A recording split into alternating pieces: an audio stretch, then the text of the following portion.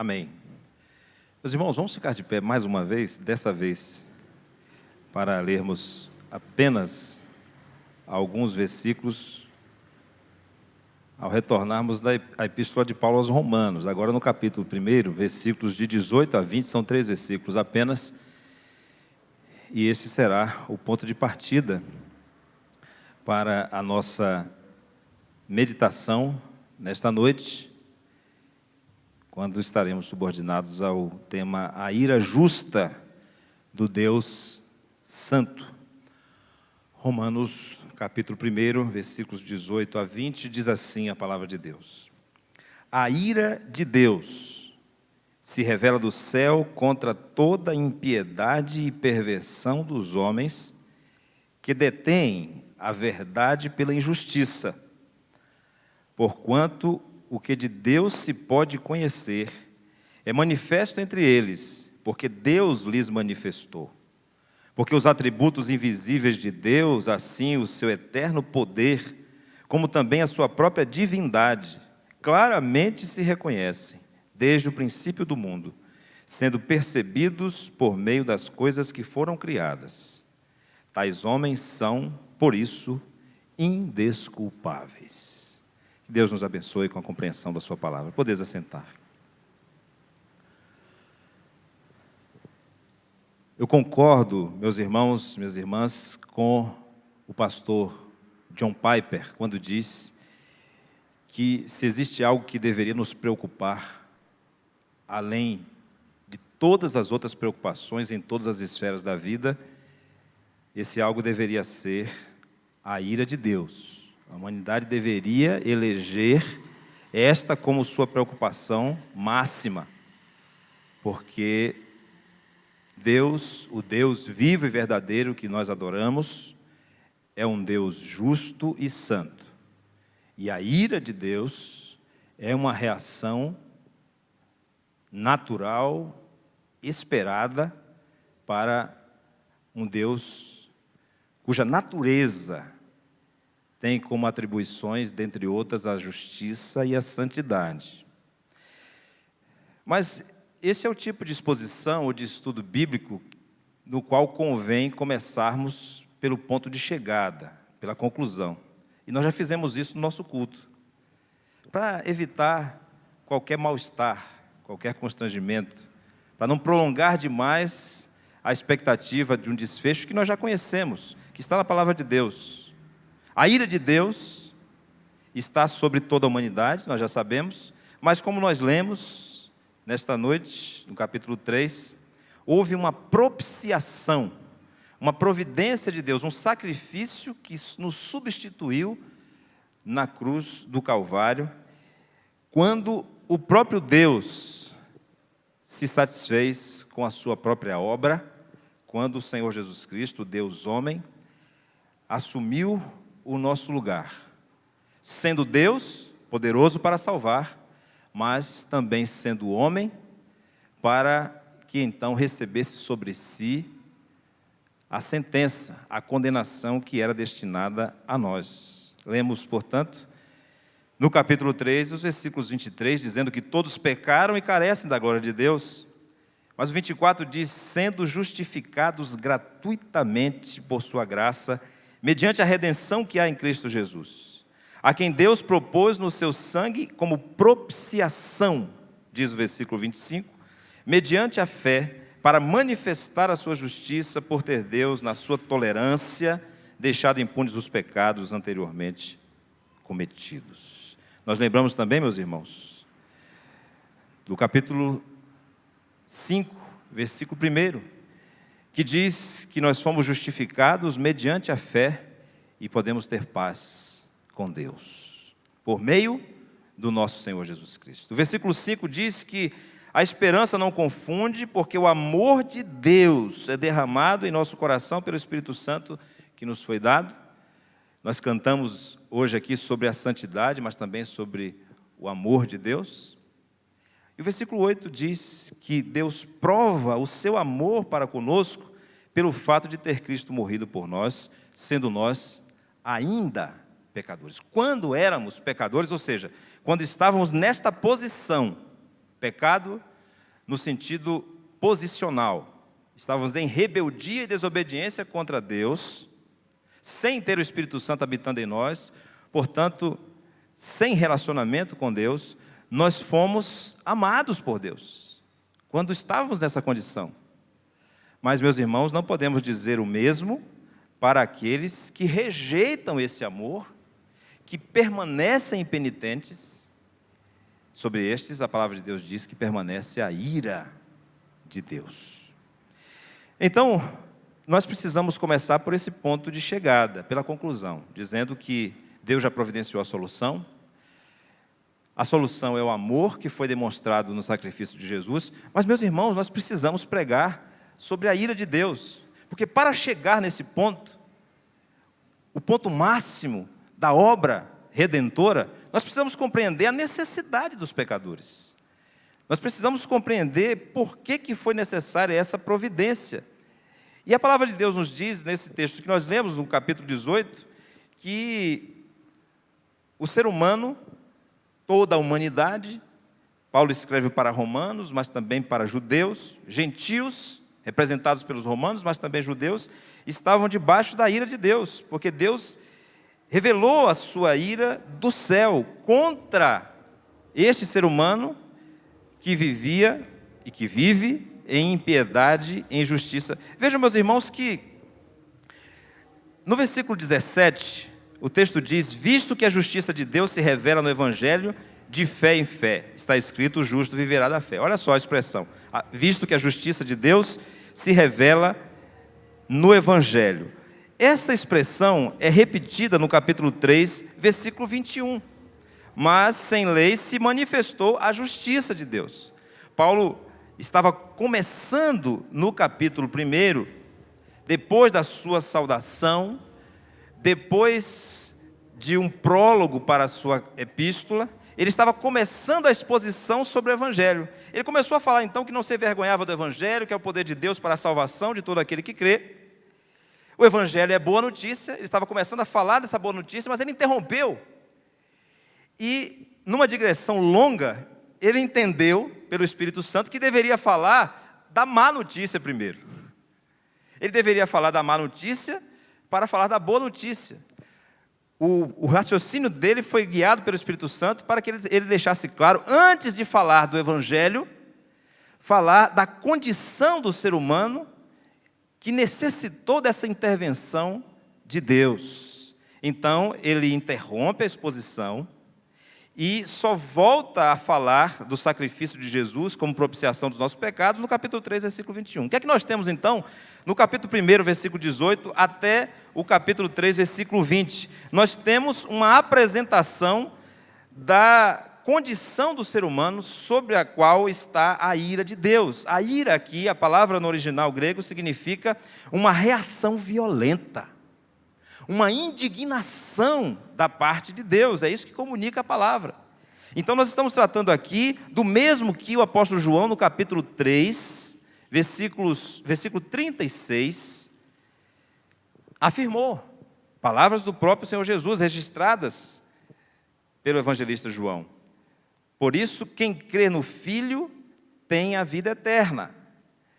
O que, todavia, se mantém rebelde contra o Filho, não verá a vida, mas sobre ele permanece a ira de Deus. Uma extensão daquilo que havia sido dito no versículo 16. Deus amou o mundo de tal maneira para que todo aquele que nele crê não pereça, mas tenha a vida eterna.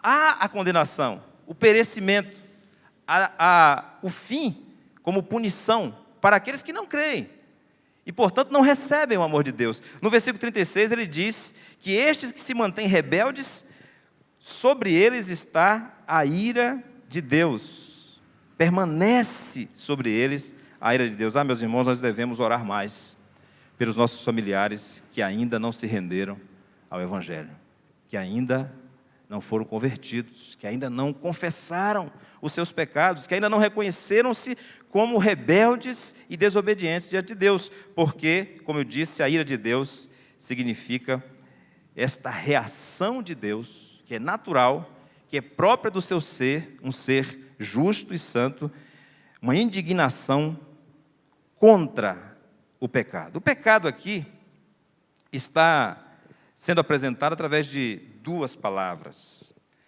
Versículo 18 de Romanos, capítulo 1, versículo 18. Impiedade, a palavra significa viver sem reverência a Deus, sem temor a Deus.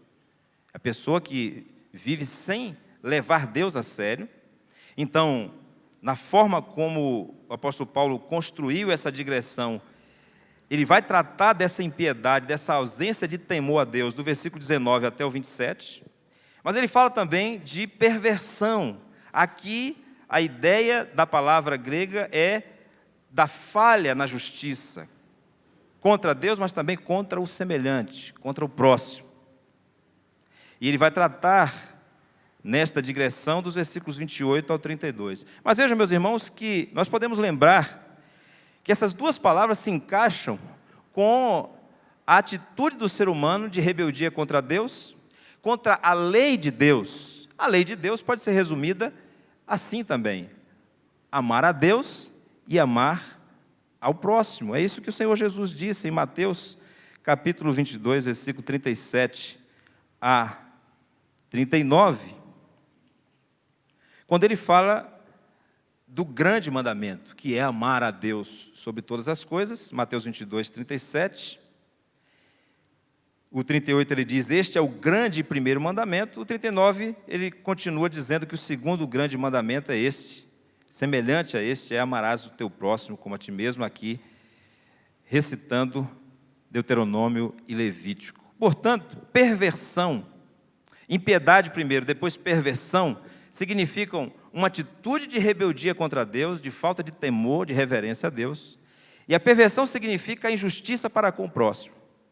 Todos os seres humanos quebraram a lei de Deus. Todos nós deixamos em algum momento, e durante toda a nossa vida, em algum momento que eu digo em atos específicos, mas ao longo de toda a vida como um estilo de vida, de amar a Deus e amar ao próximo. Por isso, meus irmãos, quando nós entendemos a forma como o apóstolo Paulo introduz essa epístola, tão importante para a doutrina cristã, acompanhando o pensamento do apóstolo Paulo e o que ele intentou comunicar aos romanos, nós entendemos que esse texto está nos ensinando que uma visão adequada da ira de Deus contra o pecado é indispensável para que nós tenhamos um conhecimento correto da misericórdia de Deus em favor dos pecadores. Ou seja, sem levarmos em conta a ira de Deus, nós não compreenderemos, de fato, a sua misericórdia a favor de nós. É necessário, então, meus irmãos, conhecermos a visão bíblica da ira de Deus. Para a evangelização, porque isso vai nos dar um senso de urgência na evangelização, mas também para a vida cristã, para que vivamos de forma reverente na presença de Deus, porque nós devemos levar o pecado a sério, como tivemos a oportunidade de dizer na última vez que estivemos estudando juntos a palavra do Senhor. Então, é necessário ter uma visão bíblica, correta, equilibrada, sobre a ira de Deus, que é a sua reação contra o pecado, para entendermos a sua misericórdia em favor dos pecadores e como ele agiu em nosso favor através do Senhor Jesus Cristo. Quando nós entendemos bem o pecado, quando nós entendemos bem o quanto o pecado merece a ira de Deus, nós estamos, assim, meus irmãos, preparados para compreender melhor o nosso Deus. Falar da ira de Deus não é uma ameaça, não é um discurso que já tem sido tão rejeitado e que se tornou mofado, antiquado, deve ser superado. Falar da ira de Deus é essencial para que nós tenhamos uma visão equilibrada, bíblica do nosso Deus. Por quê? A palavra de Deus nos diz, e nós poderemos comprovar isso através de referências bíblicas. Eu convido você a abrir a sua Bíblia para que nós possamos identificar essas bases. A ira de Deus revela a justiça de Deus. Nós não teremos uma compreensão adequada da justiça de Deus, do seu caráter santo, justo, perfeito, da sua lei, dos seus atos de justiça, da forma como Deus governa o universo, o seu governo moral, da forma como Deus exige, pela sua natureza, punição para os pecados. Então a ira de Deus revela a justiça de Deus. A ira de Deus expressa a justiça de Deus contra o pecado. Agora, nós precisamos aqui trazer para o nosso campo de compreensão, até onde nos é possível enxergar, e através de comparações nós podemos deixar claro que estamos falando da ira de um juiz, não de uma criança. Essa poderia ser uma comparação que nos ajudaria.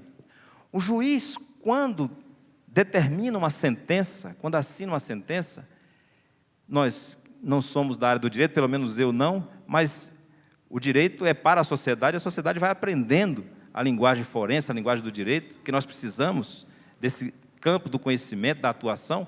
Nós entendemos que o juiz só emite uma sentença depois de um processo, depois de conhecer os autos, depois de se debruçar sobre eles, para que no final do processo ele então determine a sentença. Diferente da ira de uma criança, que na verdade, pela sua imaturidade que é própria, se expressa de maneira impetuosa, descontrolada, porque a criança está amadurecendo. Quando falamos da ira de uma criança, estamos falando de uma reação emocional, descontrolada, diante de uma contrariação. Aquela história de tomar o brinquedo da criança. Não é disso que a Bíblia está falando como ira de Deus. Está falando da ira de um juiz que sabe muito bem o que vai fazer antes de tomar a caneta para assinar a sentença. Esse juiz, que é o nosso Deus, o juiz perfeito, dono de toda justiça, ele tem razões para condenar a humanidade. E o apóstolo Paulo apresenta aqui algumas dessas razões. Ele diz que todos nós, todos os seres humanos, temos uma tendência de suprimir a verdade de Deus. A ideia de suprimir aqui na palavra usada no Novo Testamento é de sufocar. Sabe, matar alguém por sufocamento. Sufocar a verdade. A verdade é revelada, o ser humano tem condição de conhecer essa verdade no nível mínimo de gerar nele temor diante de Deus, mas ele então sufoca essa verdade. Ele tenta negar, ele tenta esconder essa verdade. Que verdade é essa? O texto diz, na sequência, que esta verdade é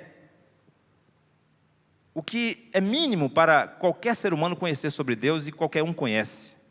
E agora você está pensando no ameríndio que está lá na Amazônia, ou em alguém que está em Papua Nova Guiné, e você diz, mas essa pessoa não foi evangelizada ainda, como é que ela pode ser julgada?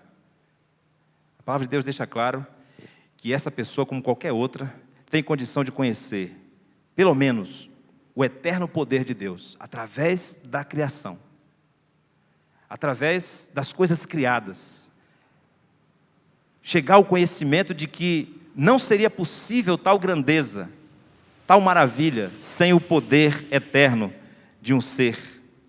E a sua própria divindade, ou seja, se é alguém tão poderoso assim e eterno, só pode ser diferente do ser humano. Só pode ser muito distante do ser humano. Então isso é possível de ser conhecido, porque os atributos invisíveis de Deus, assim, o seu eterno poder, como também a sua própria divindade, claramente se reconhece. Deus, como juiz, tem o direito de se irar. Deus, como juiz, naturalmente iria reagir com ira, porque ele tem razões para condenar o ser humano. Além de suprimir a verdade de Deus, ignoraram a revelação de Deus. Esses versículos que nós estamos lendo mostra que Deus se manifestou. O que é possível conhecer de Deus é manifesto, diz o verso 19. Porque Deus lhes manifestou. Manifestar é tornar claro, tornar evidente. E esta revelação de Deus foi ignorada pelo ser humano. E os versículos 21 a 23 mostram que além de ignorar essa glória de Deus que foi revelada na criação, o ser humano perverteu essa glória, deixando de adorar a Deus para adorar aquilo que foi criado por Deus. Em vez de adorar o Criador, adorar a criatura. O versículo 21 diz: porquanto, tendo conhecimento de Deus, esse conhecimento mínimo suficiente para adorar a Deus, não glorificaram como Deus, nem lhe deram graças, antes se tornaram nulos em seus próprios raciocínios, obscurecendo-se-lhes o coração insensato, inculcando-se por sábios, tornaram-se loucos. Mudaram a glória de Deus, do Deus incorruptível, em semelhança da imagem de homem corruptível, bem como de aves, quadrúpedes e répteis. Então, a sentença de Deus como justo juiz já foi determinada. Por isso, o ser humano não tem motivo para se desculpar. Essa palavra que está no final do versículo 20, são indesculpáveis, significa que eles não têm mais apologia, sem defesa, não cabe mais recurso. É porque nós estamos no Brasil e no sistema judiciário brasileiro, o que tem mais é recurso. É impressionante. É o país onde tem mais recurso no sistema judiciário. Mas aqui a sentença é final. Todos estão debaixo da ira de Deus. E todos são indesculpáveis. Não tem mais defesa, não tem mais apelação. Veja o capítulo 2, versículo 1. Repete essa palavra: portanto, és indesculpável, ó homem, quando julgas, quem quer que sejas, porque no que julgas a outro, a ti mesmo te condenas, pois praticas as próprias coisas que condenas.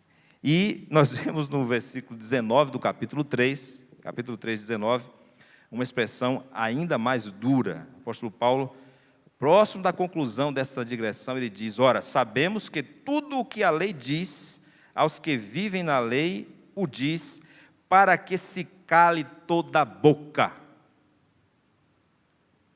e todo mundo seja culpável diante de Deus.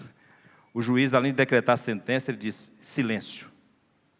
Eu não lembro bem como é o ritual, mas eu sei que tem uma hora lá que ninguém pode falar, só o juiz. Silêncio. Ninguém pode nem falar mais.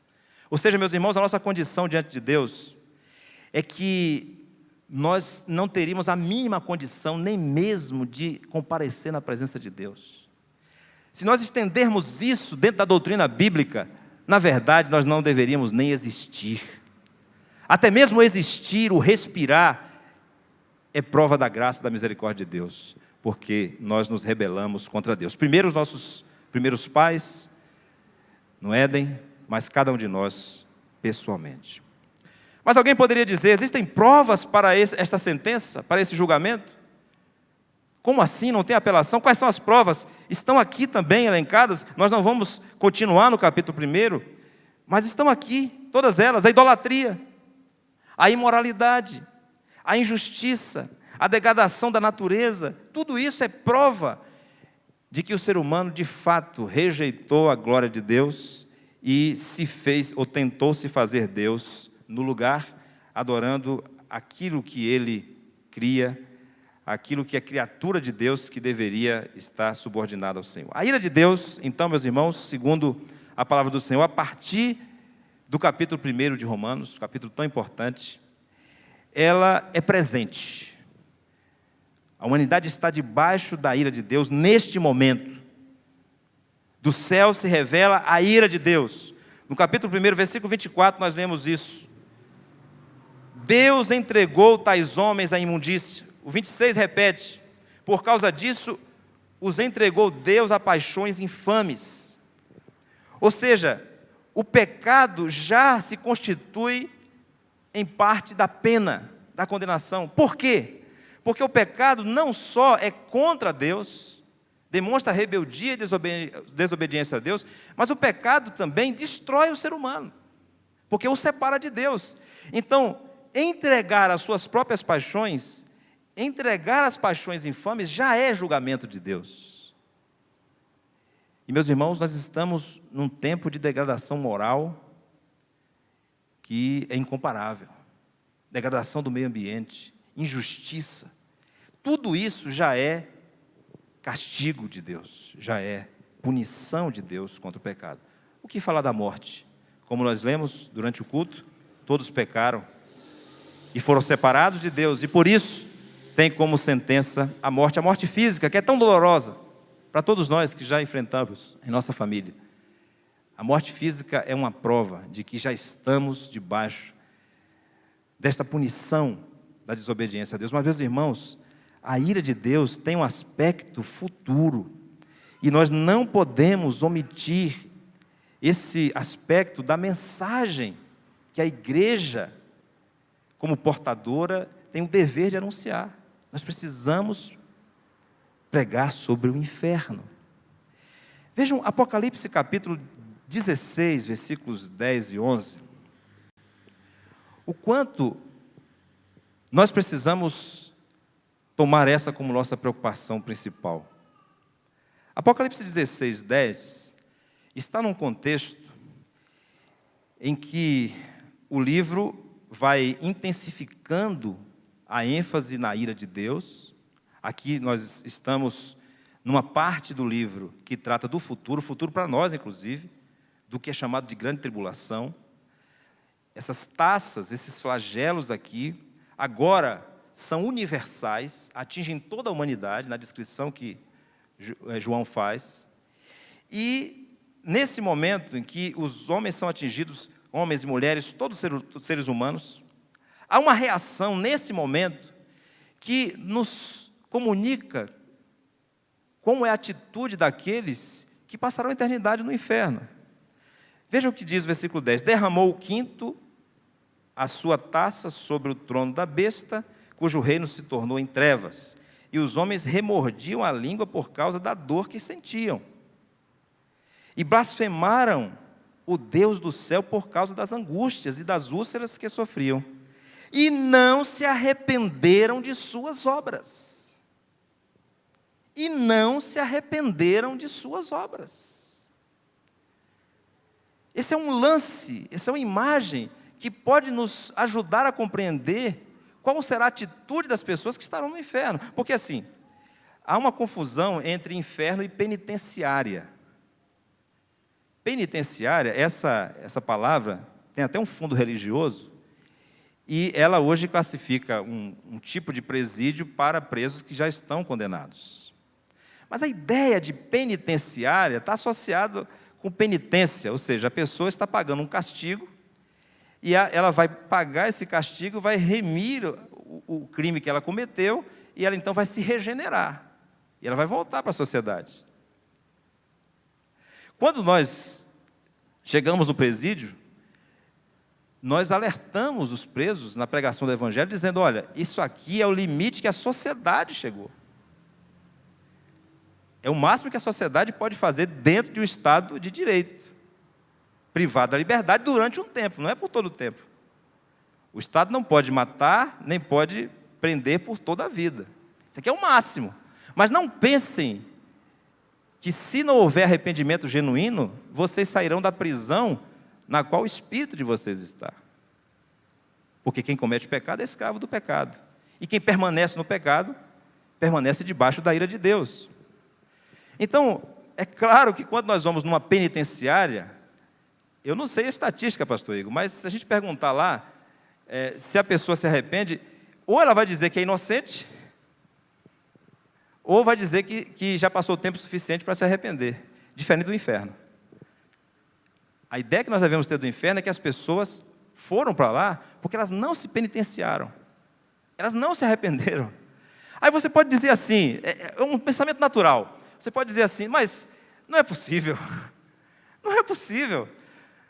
A pessoa ouvir falar do amor de Deus, a pessoa ouvir que há um plano para a salvação, e mesmo assim não se arrepender diante de Deus, está aqui a palavra de Deus. Você lembra da expressão choro e ranger de dentes? No lago de fogo? Ranger de dentes de ódio, de impenitência. Isso é importante para que a gente tenha uma dimensão do que a Bíblia ensina sobre a condição do ser humano. Nós não estamos fazendo aqui uma pressão psicológica, uma tortura psicológica, uma ameaça, não. Nós estamos aqui expondo a palavra de Deus para mostrar a realidade do ser humano e por que a ira é necessária, para que a gente compreenda a misericórdia de Deus. Nosso Deus é justo, meus irmãos. A justiça é um atributo de Deus, do seu caráter. E por isso Ele precisa punir. Ele é um juiz que pune. Agora, nós precisamos fazer uma reflexão diante disso. E nós devemos começar avaliando o púlpito das nossas igrejas. E, lamentavelmente, muitos pregadores se deixaram contaminar por uma crença de que o ser humano é o centro de tudo. Pela influência de um movimento chamado de autoajuda, de autossalvação, de autorredenção. Quantos púlpitos estão corrompidos por esse humanismo? E, meus irmãos, nós devemos orar. Nós devemos orar por pastores que se desviaram da sã doutrina. Nós devemos pedir a Deus que eles deem lugar ao Espírito Santo, se arrependam, peçam perdão à igreja. Eu fiz isso certa vez, não penso que deveria fazer mais, porque eu vi que no atual estado de coisas é ineficaz. Mas eu mandei uma mensagem numa rede social, no privado, para um pregador com muita fama nas redes sociais, que divulgou uma heresia terrível. E eu disse a ele, através daquela mensagem: meu irmão, eu estou escrevendo aqui depois de ter orado por você, e eu apelo ao irmão para que se arrependa da heresia que o irmão proferiu, procure uma igreja do Senhor Jesus, peça perdão e peça ajuda para que o irmão reaprenda a doutrina da palavra de Deus. Mais ou menos assim a mensagem. Nunca houve resposta. Por isso eu desanimei de ficar usando a própria rede social, porque tudo indica que a rede social tem um objetivo mesmo só de divulgar. Não é aquilo que se propôs no início, de comunicação, porque não há resposta. Pelo menos nesse caso não houve resposta, talvez eu esteja generalizando. Mas a questão, meus irmãos, é que tem se trocado uma mensagem bíblica equilibrada, que inclui a ira de Deus, porque não pode deixar de fora, por um placebo. Porque autoajuda é placebo. Placebo é aquilo que imita um medicamento, mas não tem efeito nenhum.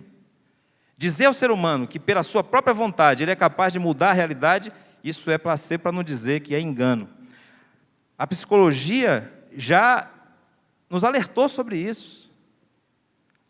A força de vontade, como se diz, não é capaz de mudar a realidade. Então nós não devemos apelar para o ser humano para que ele resolva o seu próprio problema. Ele está num problema insolúvel. Só Deus pode intervir para salvar. Só Deus pode curá-lo do pecado. E nós devemos então orar. Não estou dizendo com isso que a psicologia não possa ser usada por Deus para ajudar alguém a encarar a sua realidade, a assumir a sua responsabilidade. Mas, quando descamba para a autoajuda, o que é uma degeneração, só leva o ser humano a se enganar de que ele, de fato, não tem um problema com Deus. Mas ele tem. Todos nós temos. E só a fé no Senhor Jesus pode nos permitir a justificação diante de Deus. A ira de Deus revela a natureza de um Deus que é justo, mas também, meus irmãos, revela a santidade de Deus. Por que Deus tem essa reação a ponto de punir? Porque a sua natureza é perfeita. Ele é santo. O seu espírito é puro. Então a reação natural de Deus é de repulsa ao mal, ao erro, ao engano. Tudo aquilo que é contrário à sua santidade. Nós temos na palavra de Deus várias metáforas que são usadas para nos apresentar esse conceito da santidade de Deus. E que nós temos perdido, porque temos uma pregação, de um modo geral, no meio evangélico, centrada no ser humano. Mas nós devemos falar, meus irmãos, eu quero passar por alguns textos rapidamente, apenas citando-os. Por exemplo, a ideia da altura, no Salmos 46, versículo 4, quando diz que o nosso Deus é altíssimo. Isso quer dizer que o padrão de Deus é elevado, de modo que é inatingível para nós. Há um rio cujas correntes alegram a cidade de Deus, o santuário das moradas do Altíssimo. Esse Deus que é santo tem uma morada, e essa morada é inatingível. Essa é a imagem que nos é comunicada. Fala da majestade de Deus, fala da glória de Deus, que nós devemos reverenciar. Outra imagem é a distância. Vejam que quando Moisés, escolhido, chamado pelo próprio Deus, se aproxima dele, capítulo 3, versículo 5 de Êxodo. Êxodo 3,5 diz que Moisés foi advertido para que não se aproximasse, porque aquele lugar, o lugar da manifestação da santidade de Deus, era um lugar santo, porque ali Deus estava revelando-se, revelando a sua glória. Deus continuou: não te chegues para cá, tira as sandálias dos teus pés, porque o lugar em que estás é terra santa, nos mostrando que a questão não é a localização geográfica, mas a presença de Deus. Quando Deus se manifesta, e essa manifestação da presença de Deus nós chamamos também da glória de Deus, a expressão da santidade de Deus. Ainda em Êxodo, nós, naquele momento tão especial, quando Deus entrega ao povo, através de Moisés, o decálogo, os 10 mandamentos, nós sempre lembramos do capítulo 20. Mas no capítulo 19, versículo 12, há uma determinação da parte de Deus para que o povo não se aproximasse do monte. Marcarás em redor os limites ao povo, dizendo: guardai-vos de subir ao monte, nem toqueis o seu limite, todo aquele que tocar o monte será morto. A Bíblia diz também que Deus é luz e que Deus é um fogo consumidor. 1 de João, capítulo 1, versículo 5, diz que Deus é luz, Deus é puro e Ele dissipa as trevas. Deus é luz e nele não há treva alguma. Em Hebreus capítulo 12, versículo 29, uma expressão curta, porém muito contundente, que nós não devemos desprezar, porque o nosso Deus é fogo consumidor. Isso nos lembra a imagem do sol, que ao mesmo tempo que ilumina, também aquece. E nós não podemos olhar diretamente para o sol, nem podemos nos aproximar dele. E essa é uma ilustração bíblica para a glória da santidade de Deus. Permitam ler Arthur W. Pink, quando ele expõe a ira de Deus relacionada com a sua santidade. É uma citação mais longa, mas vejam como ele é tão didático, e por isso eu fiz questão de trazer para os irmãos. Ele diz assim: a ira de Deus é a sua eterna ojeriza por toda injustiça. É o desprezar e a indignação divina, ou da divina equidade contra o mal. É a santidade de Deus posta em ação contra o pecado. É a causa motora daquela sentença justa que lavra sobre os malfeitores. Deus está irado contra o pecado, porque este é rebelião contra a sua autoridade, um ultraje à sua soberania inviolável. Os insurgentes contra o governo de Deus saberão um dia que Deus é o Senhor. Serão levados a sentir quão grandiosa é aquela majestade que eles desprezaram, e como é terrível aquela ira de que foram ameaçados e a que não deram a mínima importância. A ira de Deus é uma reação natural da sua santidade. É uma revelação, é uma expressão da sua santidade. Embora não seja em si mesmo um atributo de Deus, está relacionado, está ligado ao atributo da santidade de Deus. E aí nós voltamos de novo para a nossa realidade, para o nosso tempo, e pensamos que o homem moderno tem desprezado a majestade de Deus. Não tem encarado Deus como o rei do universo, como nós cantamos aqui. Mas, lamentavelmente, isso tem atingido a igreja, ou a igreja deixou-se influenciar por essa tendência antropocêntrica, humanista, onde o ser humano...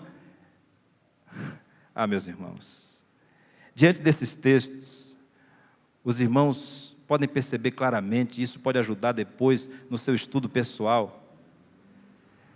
Deus não pode olhar para você, para mim, e dizer como aquele poeta baiano: você é lindo, você é joia, está tudo bem com você, olha, estou aqui para lhe ajudar. O que é que você quer? O que é que você quer que eu patrocine? Onde é que você quer que eu entre? Não, meus irmãos, Deus é majestoso, Deus é glorioso, e Ele deve ser reverenciado, e a igreja, especialmente na sua adoração pública, mas também, nós supomos, pela atitude do povo diante da celebração coletiva, que na vida pessoal, na piedade, na devoção pessoal, também é assim. Eu sempre fiz esse raciocínio, talvez seja um raciocínio muito simples, até grosseiro da minha parte, quando pude advertir a igreja em alguns momentos, não esta aqui, graças a Deus, uma igreja muito reverente, como os irmãos estão agora estudando comigo a palavra de Deus, mas em outras oportunidades eu já pude dizer: meus irmãos, se há essa irreverência aqui, quando a palavra de Deus está sendo lida, quando o povo de Deus está orando, quando há pregação da palavra, o que eu posso pensar da atitude dessa pessoa quando está sozinha no seu quarto?